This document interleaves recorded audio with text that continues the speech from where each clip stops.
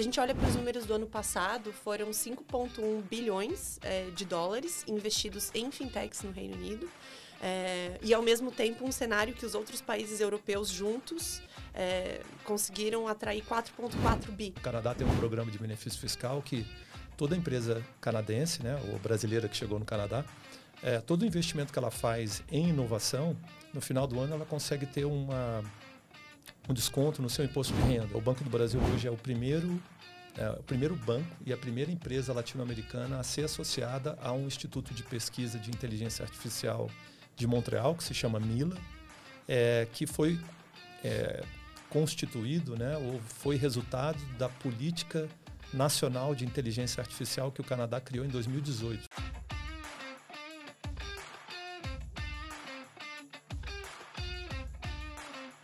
Olá pessoal, tudo bom? Mais uma edição aqui do Fintech Fusion. Sou Rogério Melfi, da BFintech, e estou aqui batendo um papo hoje com a Júlia e com o Marcelo. Vou pedir para eles se apresentarem aqui. Por favor, Júlia, começa aí e fala um pouquinho de você. Primeiro, bom dia. Obrigada pelo convite, Rogério, time da AB Fintechs. Eu sou a Júlia Cor, faço parte do time do Department for Business and Trade do governo britânico aqui no Brasil. E dentro desse time, né, a gente facilita o processo de internacionalização das empresas brasileiras para o Reino Unido.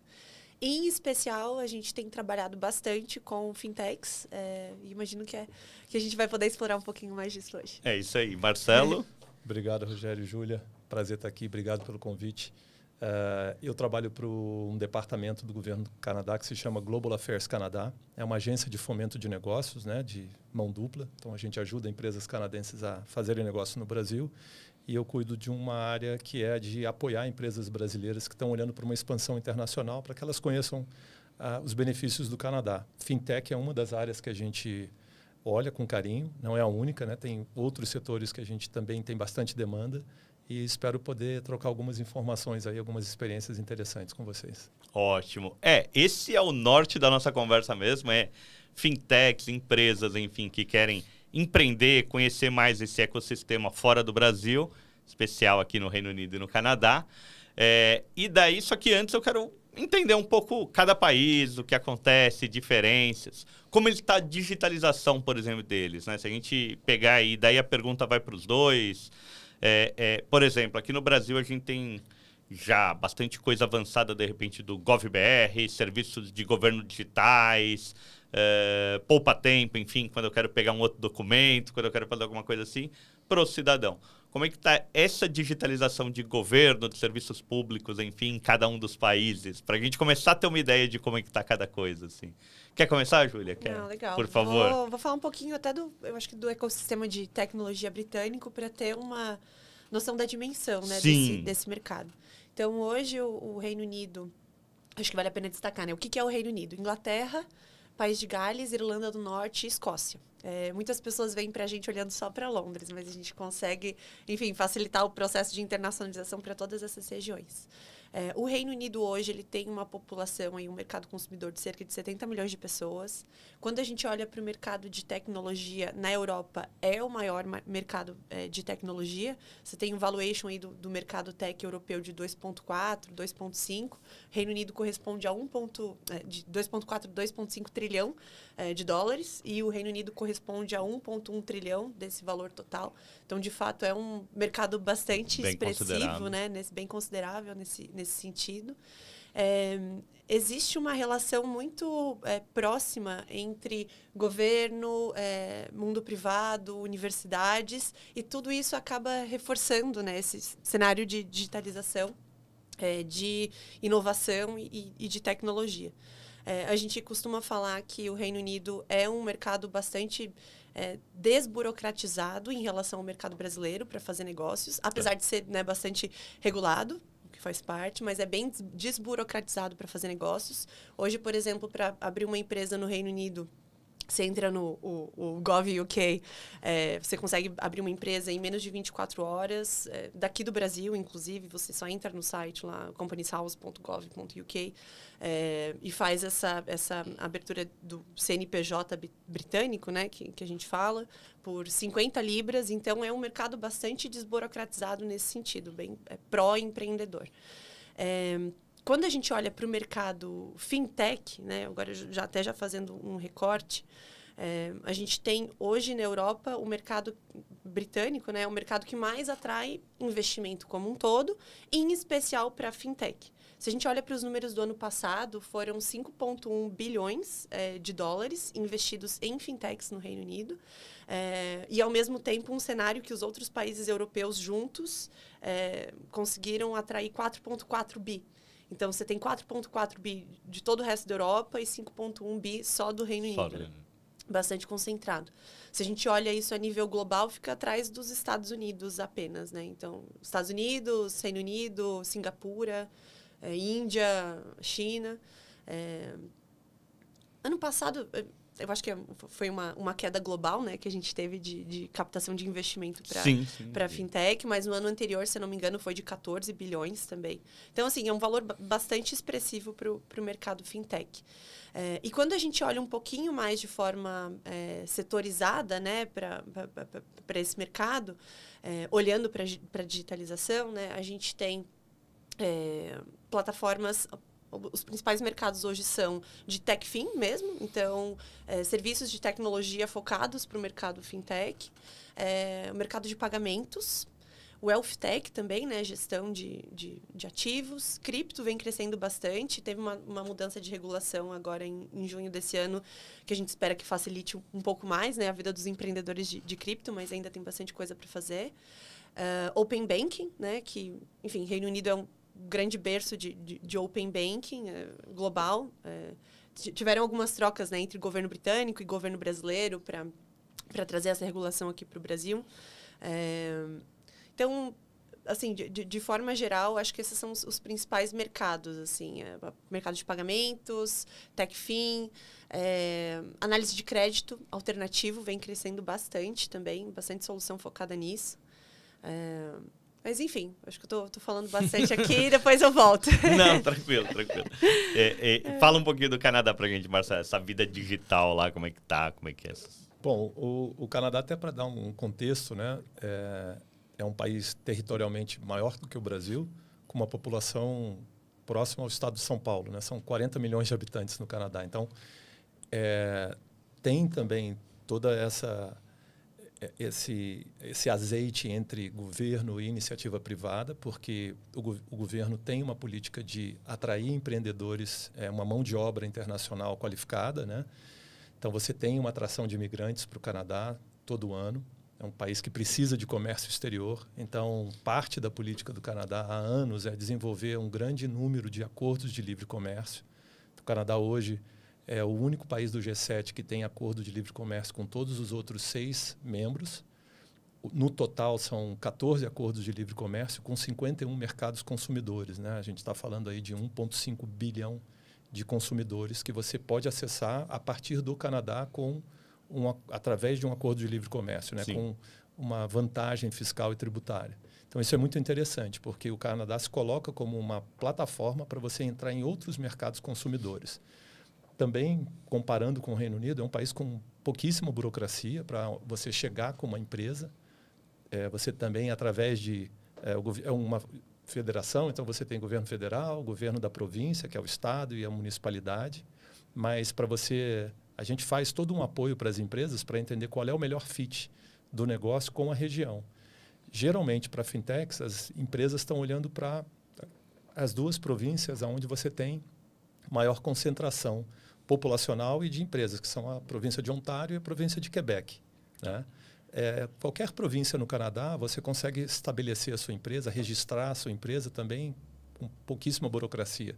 1 dia, 2 dias, você precisa de um advogado, o governo te indica ou te orienta para consultar um escritório de advocacia. Tem alguns escritórios especializados para atender empresas brasileiras que estão fazendo esse processo de internacionalização. Você pode abrir no Canadá com a mesma estrutura acionária que você tem no Brasil. Você não existe uma exigência para que você tenha um sócio canadense. Tá. Você tem algumas vantagens por ter um sócio canadense, mas não é obrigatório. Você pode abrir, nós 3 aqui poderíamos abrir uma empresa no Canadá amanhã.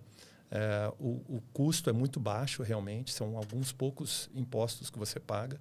Claro, as custas advocatícias, né? mas é um processo rápido, 2 dias você tem a empresa registrada, e uma vez que a empresa está registrada, ela é uma empresa canadense e ela passa a acessar todos os programas de incentivo do governo. Essa questão de você poder negociar com outros mercados e entrar em outros mercados através desses acordos de livre comércio facilita bastante, porque muitas empresas que estão indo para o Canadá, na verdade, elas estão olhando mercados consumidores maiores, como o vizinho, né, os Estados Unidos, e o custo operacional, os incentivos são... O custo operacional menor no Canadá e os incentivos muito grandes no Canadá fazem com que a ida de uma empresa brasileira para os Estados Unidos através do Canadá seja um caminho que muitas empresas estão olhando, né?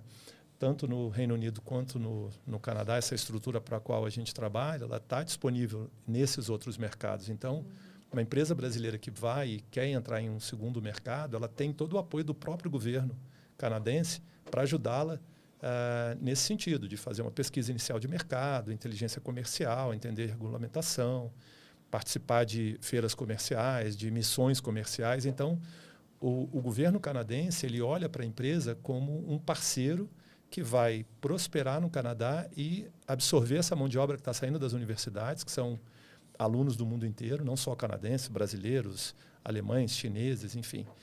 Contratar esse pessoal e pagar imposto de uma forma natural, né? Não criar muitas barreiras para a entrada. Na questão do mercado financeiro, sim, você tem uma concentração ali grande em Ontário e em Quebec.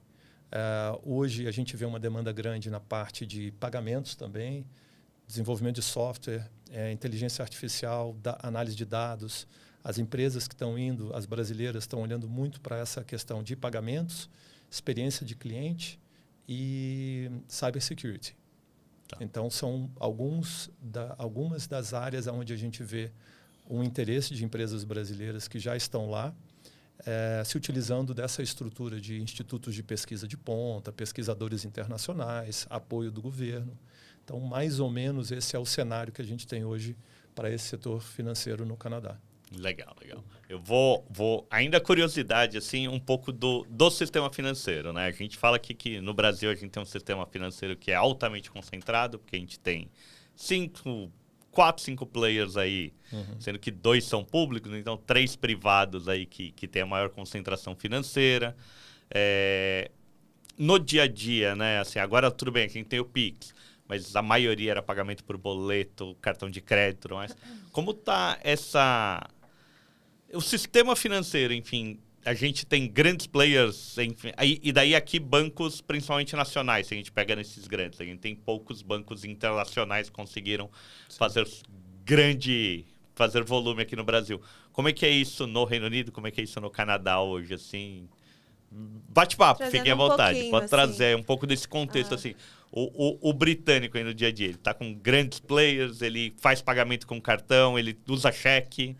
Hoje, tem uma taxa de adoção de tecnologia, que se chama. Se eu não me engano, essa taxa de adoção de tecnologia para o consumidor britânico é de 74%.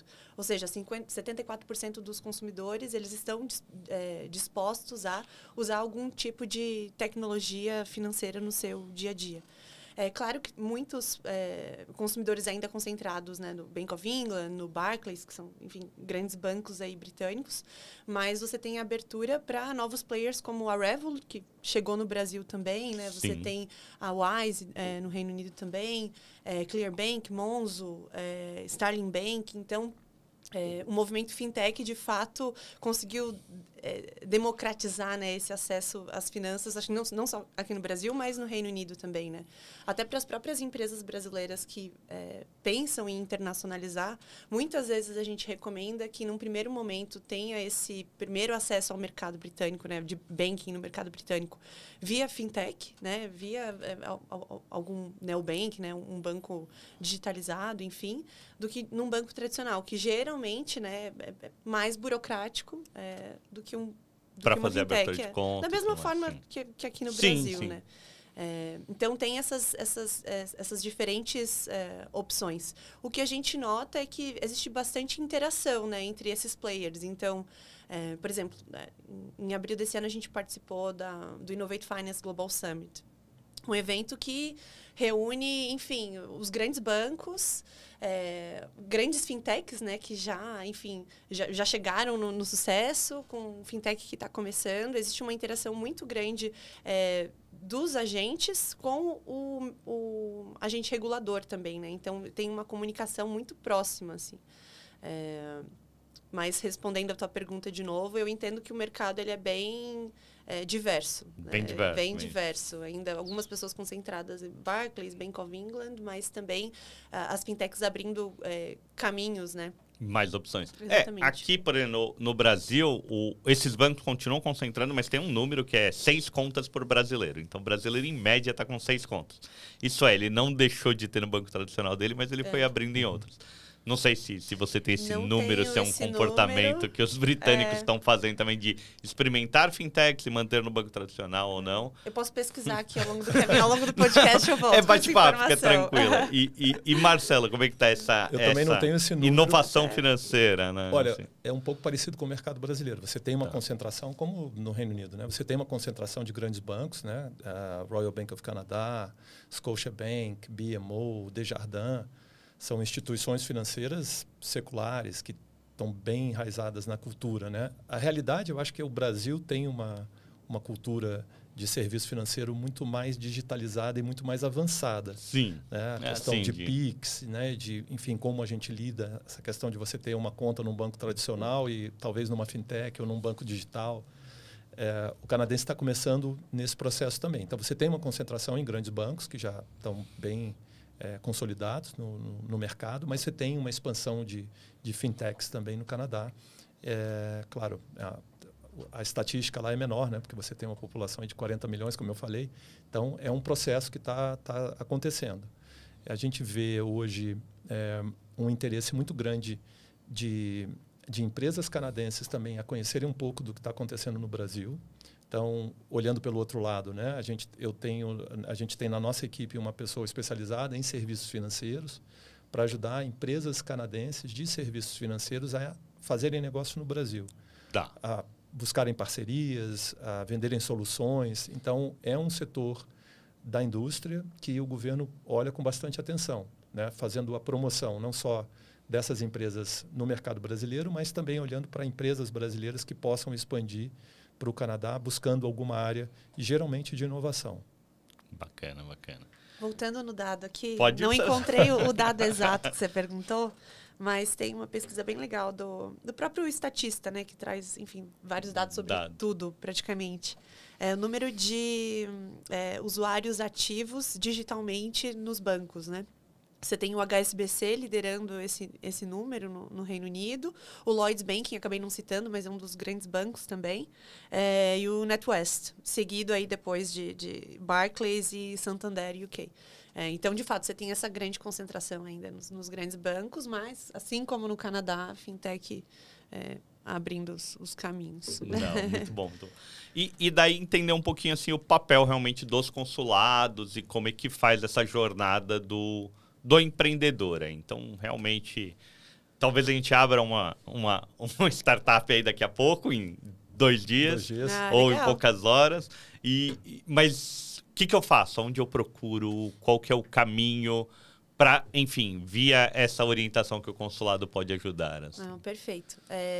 O caminho é bem orgânico, assim, na verdade. Imagino que com o Canadá é a mesma coisa. A gente bate um papo com a empresa, né? Então, a empresa conversa comigo, com outras pessoas do nosso time, para entender um pouquinho mais da estratégia de internacionalização dessa empresa. Às vezes, a empresa está mais madura para passar por esse processo. Às vezes, ela está num estágio bastante inicial de investigar um mercado, ainda está decidindo por um mercado. Até aproveitar, fazer uma outra pergunta antes até de você responder. Existe, talvez, um diagnóstico de vocês, assim, qual que é o momento certo que a empresa deveria começar a olhar para isso? Assim, dentro do que vocês já tiveram de experiência, que deu certo, que deu errado?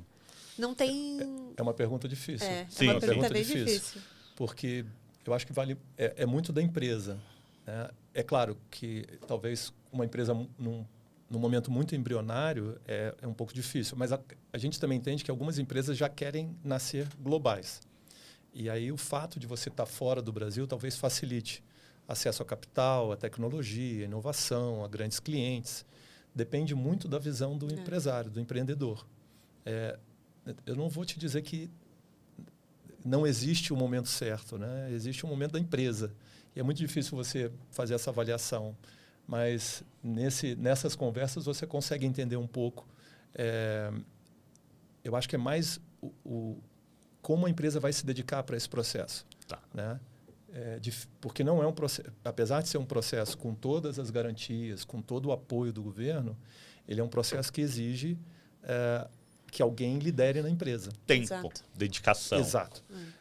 O CEO não pode ser o responsável pelo aquele processo, porque ele está tomando milhares de outras decisões. Então, eu sempre brinco, quem vai ser o capitão desse processo? Né? Você precisa ter alguém que realmente vista aquela camisa, seja o interlocutor, a pessoa que vai receber todas as informações, que vai ter as reuniões, que vai poder entender que aquilo faz sentido para o planejamento estratégico da empresa. E você descobrir quem é essa pessoa dentro da empresa, às vezes, é um desafio da própria empresa, né? Porque, às vezes, o CEO quer liderar, às vezes, é a pessoa de operações ou a de expansão internacional. Então, varia muito de negócio para negócio, de empresa para empresa, mas talvez seja comum você também ter uma pessoa que abrace esse projeto e lidere isso dentro da empresa, né? E que entenda que a empresa toda vai ter que se envolver nesse processo de alguma forma, né? Para adaptar o produto, para receber pagamentos internacionais. Se você for contratar um talento internacional, o RH está preparado para fazer isso. Então, também entender de que forma que esse líder, né, vai Sim. levar esse olhar de internacionalização para toda a empresa. Eu costumo falar que não tem receita de bolo, né? É isso, tudo legal, depende. Né? Então, tem empresa que já tem muito clara a estratégia de internacionalização, porque o produto já nasceu para ser global. Outras empresas chegam para a gente depois de um período que elas já exploraram o mercado brasileiro o suficiente, entendem que aí sim é o momento de internacionalizar. Mas, assim, pensar sobre a internacionalização, isso pode ser feito desde o zero, né? Sim. Exatamente. Desde do dia zero.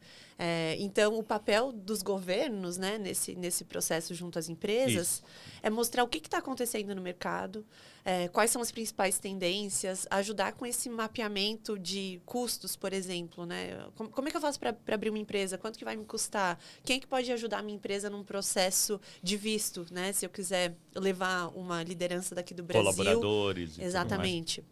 Que não tem necessidade de você contratar, de ter um diretor britânico também, né? Você pode levar alguém aqui do Brasil. Então tudo depende. A gente lidou com casos bem diversos, assim. Então, tem empresas, por exemplo, que os founders são brasileiros, mas a empresa já nasceu lá fora. Então, na verdade, a empresa já nasceu britânica e americana, por exemplo, com founders brasileiros desde o dia zero, porque entenderam que o mercado britânico e americano era o que fazia sentido, né, para o modelo de negócio, né, que eles estavam propondo. A gente tem casos de empresas que, enfim, exploraram um pouco o mercado brasileiro para depois expandir. Até trazendo alguns cases, né, brasileiros. Tem a PrimeFi de pagamento cross-border, que hoje tem uma operação em Manchester. O pessoal da Pismo, que foi adquirido pela Visa, né, acho que uns 2 anos atrás. Foi uns 2 anos. Tem uma operação em Bristol também. E aí é bem interessante porque são esses 2 casos, né? Escolheram por regiões fora de Londres, porque isso fazia sentido para a estratégia. Até quando a gente conversou com o time da Pismo, por exemplo, para entender por que Bristol, né, e não Londres. Bristol conseguiu oferecer para eles um custo-benefício, enfim, que fazia mais sentido em relação a Londres. E o talento que eles precisavam no Reino Unido, eles conseguiam buscar nas redes de universidade que ficam em torno de Bristol também, né? Então, tem casos bem interessantes, assim. E a internacionalização, ela sempre vai ter uma motivação. Eu acho que esse é outro ponto importante que a gente traz, assim. Não é papel do governo falar se a empresa está preparada ou não para passar por esse processo, mas eu acho que é parte do nosso papel também entender com o empreendedor, com a empreendedora, qual que é a motivação dessa internacionalização. Se é buscar capital, se é buscar algum tipo de incentivo para P&D, se é contratar talento, se é se beneficiar de algum programa regulatório que está disponível lá fora, que ainda não tem no Brasil. Então, por exemplo, o Reino Unido começou, né, com o sandbox, eu acho que em 2016, 2017, começou com o sandbox regulatório. Algumas empresas puderam testar isso, né, e até trazer de volta para o Brasil. Então, tudo depende. Complementa, Marcelo. Eu acho que, complementando, por que a empresa deve olhar ou deve ter uma conversa com essas estruturas de governo, né? Nós somos governo, mas nós somos uma consultoria. Nós trabalhamos como uma consultoria privada. Sem custo para as empresas, mas com a garantia de que você vai ter acesso às pessoas certas, você vai ter as informação correta. Sim. No Canadá, como eu falei, a gente trabalha com os 3 níveis de governo e cada nível tem uma agência de fomento do estado, né, da província e da cidade. Então, dependendo para onde essa empresa escolher, né, a sua sede, né, que não precisa ser física, ela não precisa ter um prédio, uma sala, ela pode trabalhar de forma remota, ela pode contratar um funcionário que está de home office. Então, o modelo é muito flexível, né? Ela não precisa fazer um aporte financeiro, ela pode abrir uma conta no banco, mas ela não precisa ter um colateral ali de 50, 100 mil dólares para garantir que a empresa vai começar. Então, o governo não faz essas exigências, o que torna o primeiro passo um passo muito mais fácil de se lidar, né? De você chegar e começar a operar. A facilidade de você trabalhar com o governo é que o acesso a essas agências locais, você vai ter uma pessoa que vai poder te orientar. Como é que você trata um funcionário que você está levando do Brasil para o Canadá? Quais são as questões imigratórias ou de visto que você precisa observar? Então, essa pessoa no Canadá e o nosso time aqui no Brasil está sempre orientando em todos os passos que a empresa vai tomar. Qual é o tipo de benefício que uma empresa, que uma fintech pode ter no Canadá? Que tipo de programas do governo ela pode acessar para desenvolver a sua inovação? São benefícios fiscais que ela vai ter no final do ano. Então, o Canadá tem um programa de benefício fiscal que toda empresa canadense, né, ou brasileira que chegou no Canadá, todo investimento que ela faz em inovação, no final do ano ela consegue ter um desconto no seu imposto de renda. Então, é um programa de vantagem tributária que você consegue colocar ali investimento em equipamento, pagamento de funcionários, desenvolvimento em pesquisa, e no final do ano você tem um incentivo fiscal. Você tem programas do governo federal para a contratação de mão de obra qualificada, que buscam mestrandos, doutorandos, pós-doutorandos. É um subsídio de 50% do salário. Então, muitas dessas empresas aqui, eu acho que o atrativo de um país fora, né, o Reino Unido, o Canadá, os Estados Unidos, outro mercado, ele oferece, na verdade, uma resposta para as dores que as empresas têm aqui, né? Então, quando você conversa com a empresa, muitas vezes qualificação e retenção, treinamento e retenção do talento. Aquele seu funcionário talentoso, ele está assediado por outras empresas aqui no Brasil, ele tem a vontade de estudar fora, fazer um doutorado, ou está também com uma oportunidade de emprego fora. Questão de acesso a capital, essa é uma outra questão. Para empresas que estão começando, o mercado é mais restrito, lá fora você já tem uma cultura maior de investimento. E né? até leis de investimento pouco melhores. Incentivos. Né? A outra questão é acesso a outros mercados, como eu falei da questão dos acordos de livre comércio. Como é que uma empresa quer se tornar global, ela tem que estar numa posição onde ela possa acessar outros mercados com uma vantagem, né? E não seja um empecilho na sua operação, né? Então, a gente vê algumas dores que as empresas têm aqui no Brasil sendo sanadas, né, ou tendo uma resposta positiva no Canadá. A vantagem de você trabalhar com o governo é essa. Muitas empresas não vêm através dessas estruturas oficiais de governo. A gente sabe que elas estão lá e elas foram por conta própria. Às vezes porque já tem um cliente ou já tem uma parceria lá fora. Às vezes porque contrataram um consultor, que é um caminho também, mas sempre vale a pena ter uma consulta com o governo, porque a gente pode dar algum caminho das pedras, né? Facilitar algumas questões, principalmente com instituições públicas, né? Questões de regulamentação, questões de imigração. Então, sempre vale a pena um pouco conversar com o governo. Exatamente. Eu sei que muitas empresas querem, às vezes nem sabem que essa estrutura existe, né? Sim. Mas vale muito a pena, sim, conhecer, conversar, porque eu acho que você corta um caminho importante nesse processo de internacionalização. Né? Exatamente. E como o suporte ele é dado de forma individual, né, para as empresas, não existe um pacote único, né, que a gente oferece, por exemplo, para uma startup ou para uma grande empresa.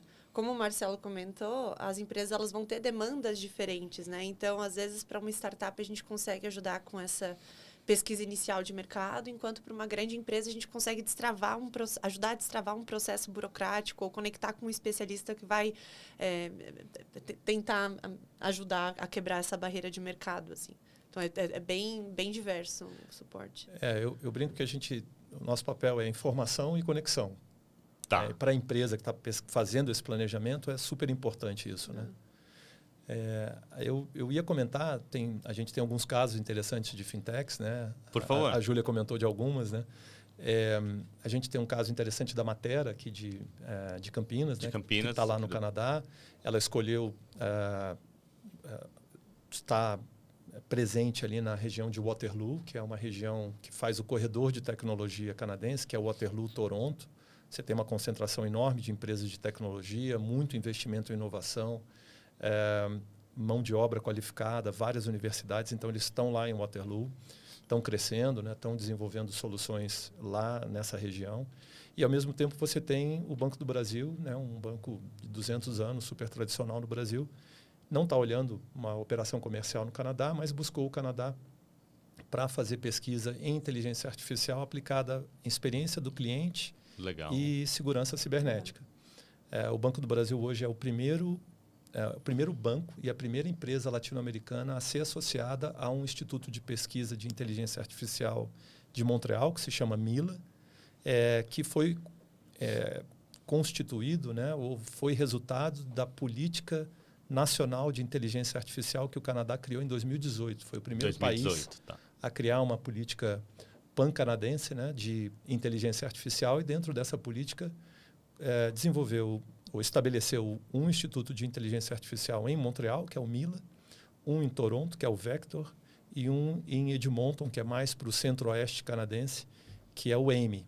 Então, você tem 3 institutos de inteligência artificial com pesquisadores do mundo inteiro, com empresas globais ali. Só para te dar uma ideia, o MILA tem 1.500 pesquisadores de dados e inteligência artificial de vários setores. E quando você se torna uma empresa associada, você tem acesso a todos esses pesquisadores. Essa rede, tudo. E não é só para o Banco do Brasil, né? Você pode pensar, mas o Banco do Brasil é um gigante, vai ter as portas abertas no mundo inteiro. Você tem empresas, a gente tem empresas de saúde digital brasileiras que também estão lá, que são empresas SMEs, né? São pequenas e médias.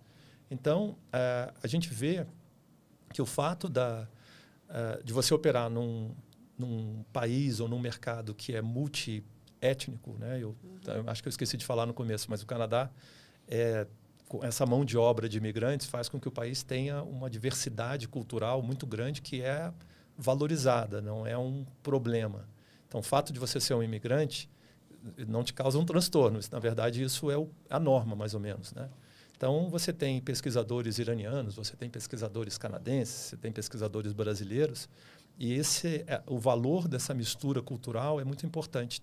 Torna o ambiente mais amigável e muito mais colaborativo. Então, eu acho que é isso que as empresas buscam, porque o passo para você ir para fora do Brasil, ele é um processo que precisa ser realmente bem pensado, né? E o apoio do governo te dá essa base para que você consiga tomar essa decisão.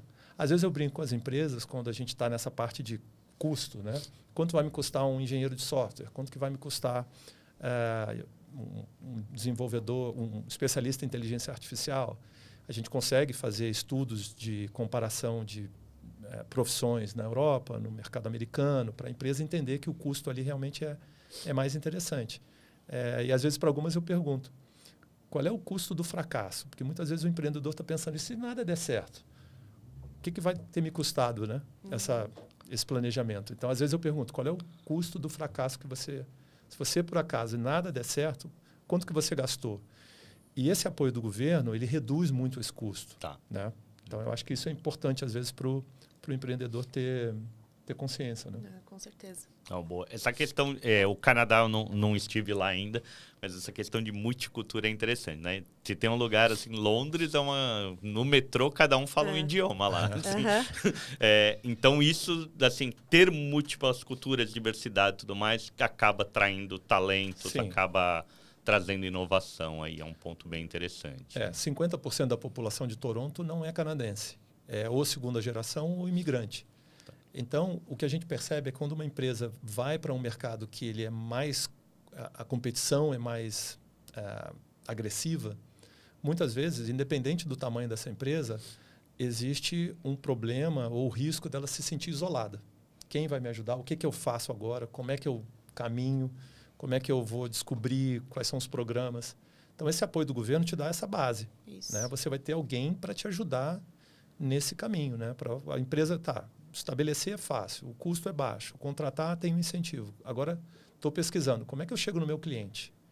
Como é que eu consigo participar desse ecossistema? As portas estão abertas ou as portas estão fechadas? Né?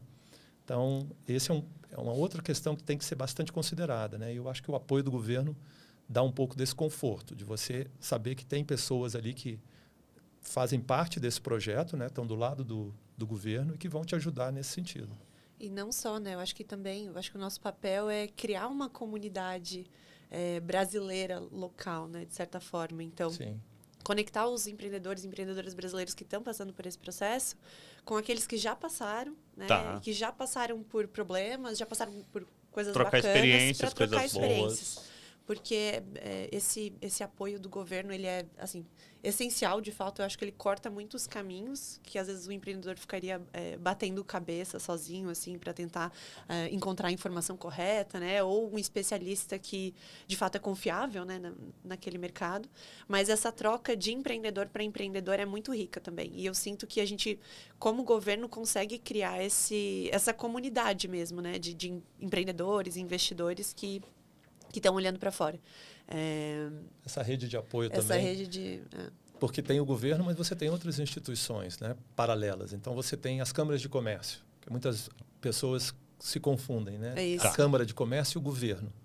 O governo o governo é oficial, é governo. A Câmara de Comércio é privada, mas também faz um trabalho importante. Sim. Né? Você acaba tendo uma rede de apoio quando você chega nesses países, que é o governo, são as câmaras de comércio, são as empresas que já estão estabelecidas. Em todos os nossos processos, as empresas, a gente busca empresas do mesmo setor que já estão no Canadá para darem um pouco da sua experiência para essa empresa que está fazendo esse processo. Então, isso eu também acho que vale muito a pena para o empreendedor considerar uma conversa com quem já está lá, mesmo que seja de um outro setor, né, mas entender quais são essas dores, o que ele faria diferente. É sempre bem rico você participar dessas conversas. Né? Cada um, como a Júlia falou, não tem uma receita. Cada um tem um objetivo, cada um faz uma jornada diferente. Né? Boa. E o papel das associações nisso também. Né? Da mesma forma que no Brasil você tem a BFintech representando a comunidade fintech. No Reino Unido, por exemplo, tem o Innovate Finance, ou o pessoal do Fintech Circle. Então, a gente consegue fazer essas conexões. Associação de empresas, empreendedores locais lá que então, vocês conectam. Então, a gente consegue conectar o empreendedor brasileiro a essas associações, a essas redes, logo no começo. Até para que ele sinta um pouco mais do mercado local, né? Da temperatura. Sim. Então, acho que uma outra coisa interessante a gente mencionar é que, nesse processo, quase no finalzinho do processo, quando você está chegando para tomar a decisão, é sempre importante que você visite o mercado, né? Porque é tudo tão fácil. Eu ia chegar a um ponto nisso, assim. O que eu gosto, assim, muito é de evento. Sim. Eu gosto de ir em evento e daí, talvez, não sei se é onde você ia chegar, mas, assim, de visitar, eu ia falar, a melhor maneira de decidir se eu quero ir para o Canadá, se eu quero ir para o Reino Unido, se eu quero, independente do tamanho do mercado, oportunidade, Sim. tem que ir, tem que sentir. Com certeza. E daí, essa ia ser meu puxão, assim, de como eu vou, quais são os principais eventos, missões para conhecer, época do ano ideal para ir, enfim, dentro disso. Pode começar aí no Canadá, por favor, mas... Eu vou falar do Canadá. A gente faz independente, é claro, é ótimo você poder ir num evento setorial, né? Então, no caso do Canadá, você tem um fórum de fintechs que acontece no verão canadense, né? Maio, junho, em Montreal. Você tem outros eventos grandes de tecnologia que também englobam ali o setor financeiro, como o Collision, né, que agora vai passar a se chamar Web Summit Canadá. Até esse ano acontecia em Toronto, a partir do ano que vem vai para Vancouver. Mas independente dos eventos, né, que você pode ir, a gente geralmente faz missões comerciais, a gente recruta empresas, a gente convida empresas que já estão nesse processo de olhar uma expansão para participarem desses eventos, porque além do ingresso, da participação do evento, a gente faz uma agenda paralela. Sim, missões. Bastante focada nos objetivos das empresas. E a qualquer momento do ano que a empresa que está nesse processo de expansão desejar ir ao Canadá, a gente também organiza uma agenda focada naqueles objetivos. Então, contatos com o governo, com as agências de fomento local, com alguns programas de incentivo, instituições que poderiam ser parceiras. Universidades, enfim. Você tem toda uma agenda que a gente faz aqui do Brasil com os nossos colegas no Canadá para que essa empresa possa tirar essa temperatura local, né? Ir, conhecer, verificar se tudo que a gente está falando aqui realmente bate, é isso mesmo, não é, voltar e tomar essa decisão, né? Então, acho que um passo antes da tomada da decisão é a visita ao mercado. A gente tem isso no nosso planejamento também com as empresas. Antes de você decidir, visite, a gente organiza essa agenda, todas essas reuniões, para que você possa realmente validar tudo que a gente está conversando durante 6 meses ou 1 ano, né? Porque às vezes o processo é de 1 ano, às vezes é de 6 meses, varia bastante, né? No caso... Eventos, missões aí. Por favor, pode falar. No caso do mercado britânico, a gente tem uma missão focada em... Tem algumas focadas em tecnologia, né? Mais abrangentes, mas a gente tem uma bem focada em fintech que acontece em abril. A BFintex é uma super parceira e sempre participando das missões, ajudando na divulgação também. Ano que vem ela acontece no dia 28 de abril ao dia 2 de maio. E qual que é o objetivo dessa semana, né? A gente chama de UK Fintech Week. É uma semana que reúne os principais agentes, players, né, do mercado financeiro em Londres. É um evento britânico que acontece em Londres e que reúne pessoas do mundo todo. Porque o que acontece? Da mesma forma que a gente está levando empresários e empresárias brasileiras para participarem desse movimento lá, a gente tem times do governo britânico nos Estados Unidos, na Argentina, na China, na Alemanha, na África do Sul, que fazem esse mesmo movimento. Então, acaba sendo um encontro global de fintech, não só para conhecer o mercado britânico, mas para conhecer pessoas do mundo inteiro, né? A gente tem vários casos aí de empresas brasileiras que participaram da missão e saíram com o negócio fechado aqui no Brasil, América Latina também, não só com o mercado britânico. É uma semana bem bacana, porque, primeiro, eu acho que a gente consegue oferecer essa imersão no mercado fintech britânico e de conectar, porque os eventos, eles são grandes, mas não tão grandes assim quanto os eventos brasileiros que a gente vê, como um Web Summit, ou enfim, como outros eventos de tecnologia, no sentido de que as pessoas, elas conseguem se conectar. Tem muito espaço para networking. O Innovate Finance Global Summit, por exemplo, ele tem cerca de 5 a 10 mil pessoas participando na segunda e terça-feira, né, que são os dias que abrem a missão, e aí você reúne investidor, fintech, regulador, os grandes líderes, né, da indústria, dessas empresas que eu comentei antes, né, e dos agentes reguladores também, eu acho que para ouvir um pouco mais do que os empreendedores estão precisando daquele momento, né, para ter essa conversa de alinhamento entre mercado e regulação.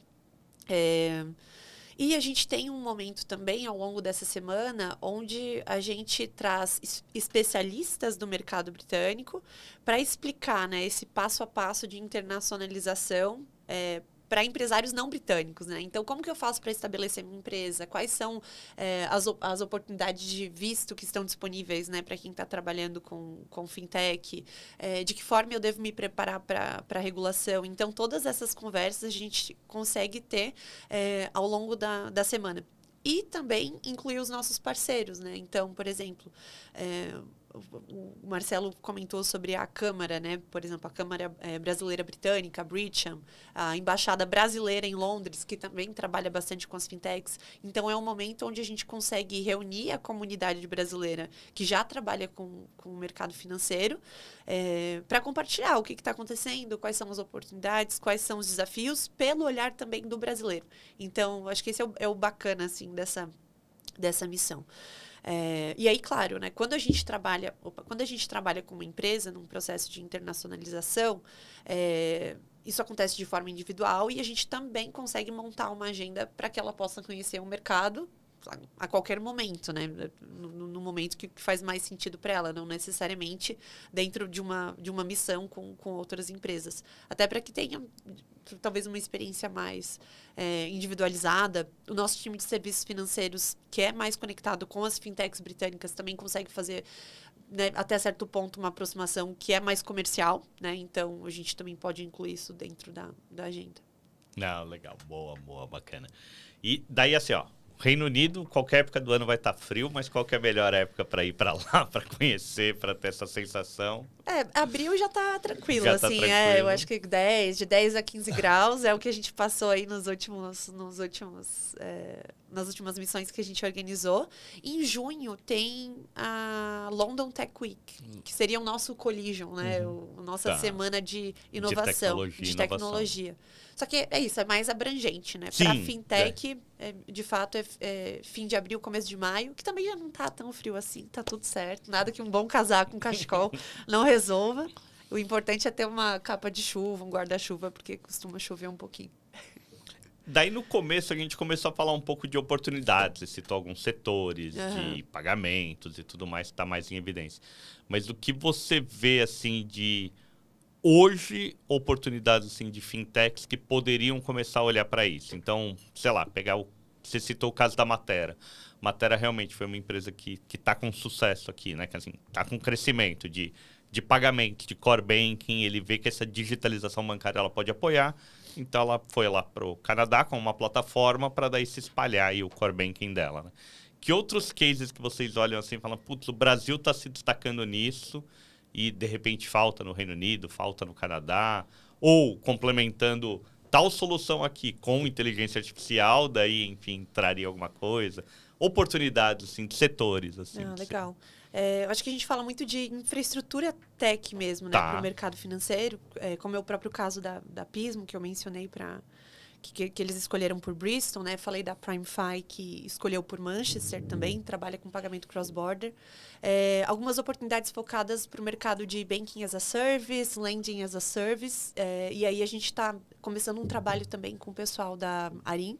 É público já, então eu posso falar, tá tudo certo. Eles são investidos pelo Bradesco. Então, também tem oportunidades nesse sentido. Você tem, por exemplo, Hashdex, né? Uma super empresa de cripto brasileira que tem sede também nos Estados Unidos, também olhando para o mercado britânico, expandindo operação Europa via Londres, né?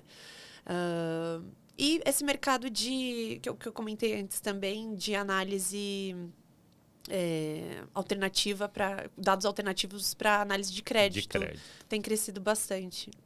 Lending as a Service, Banking as a Service, bastante oportunidade nesse sentido. Recorte aí um pouco sempre muito B2B, né? Então, TechFins, enfim, empresas de tecnologia no setor financeiro, mas para prestar serviço para outras empresas, enfim, para esse ecossistema. Então, o B2C, um banco digital, alguma coisa assim, você vê menor, assim, num primeiro momento, certo? Assim, mais desafiador, né? Eu não quero arriscar essa resposta, mas entendo que sim, é mais desafiador. Sim. Até posso buscar alguns números e compartilhar em outro momento, assim. Tranquilo, mas entendo que o mercado hoje, pelo menos das empresas que a gente vem trabalhando, é um mercado essa mais focado B2B isso aí. Mesmo. Não, ótimo, legal.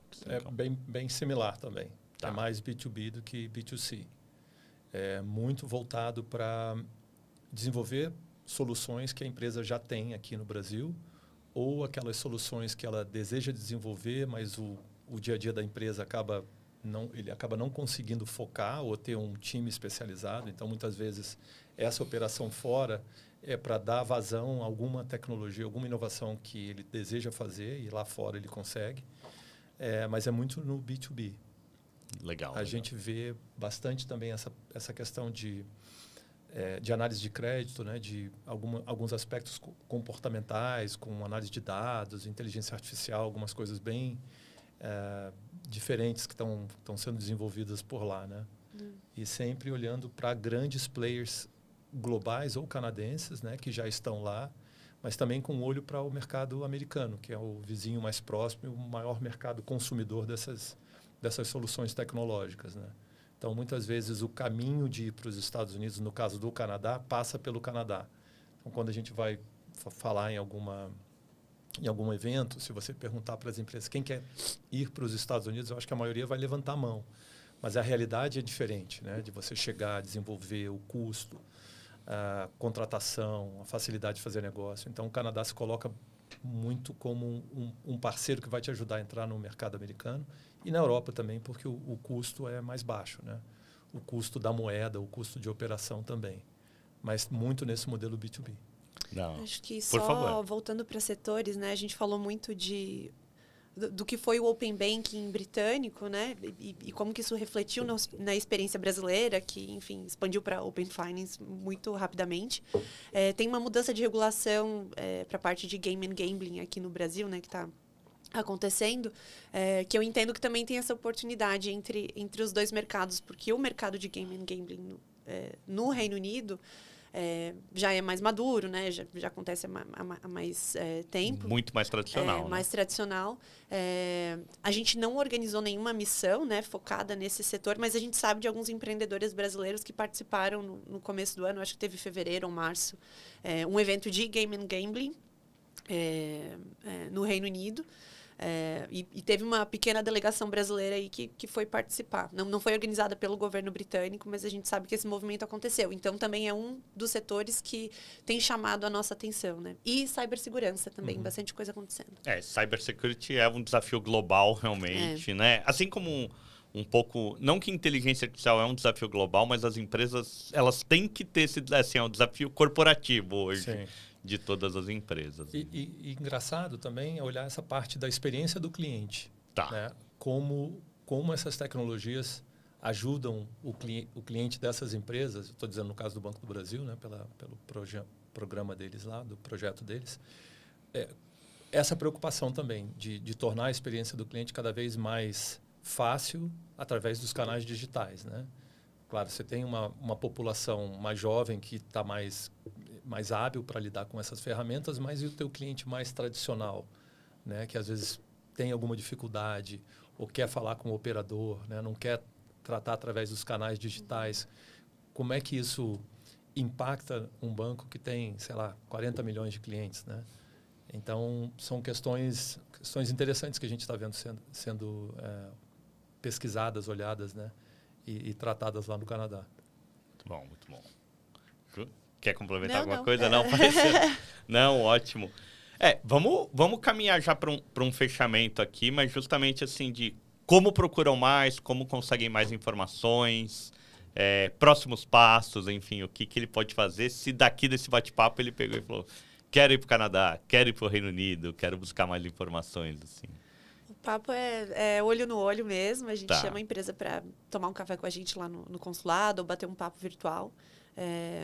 Então, pode buscar meu LinkedIn mesmo. LinkedIn, isso. A gente, enfim, bate um papo com outras pessoas da equipe também.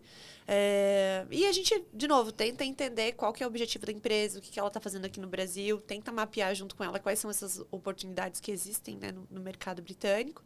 E a partir do momento que a empresa, de fato, decide, olha, eu quero explorar mais o mercado britânico, a gente trabalha num projeto de internacionalização junto com ela. Que, de novo, é gratuito, confidencial, é estratégico para o governo britânico se conectar com soluções inovadoras brasileiras, porque isso continua mantendo o mercado aquecido, né? Sim. Da mesma forma que o Canadá olha para o Brasil dessa forma. Então, para entrar em contato com a gente, LinkedIn, uma mensagem, e-mail, e a gente bate um papo. Da mesma forma, né? A gente gosta de sentar, conhecer as empresas, né? Poder ir ao escritório da empresa, conhecer a turma toda. Tem um impacto muito grande quando a empresa faz essa internacionalização, quando ela dá esse passo, que é um impacto na cultura da empresa local, né? De incentivar essa força de trabalho, olha, eu tenho oportunidades lá fora. Então, às vezes, é até uma estratégia de manter esses talentos. De retenção de talentos. Então, mas a gente vê que tem um impacto muito positivo, né? Mas a conversa é da mesma maneira. A gente senta, bate um papo, pode ser no nosso escritório, a gente está ali na Berrini, né, dentro do consulado. Mas eu também estou disponível a ir na empresa, conversar com eles, conhecer todo mundo.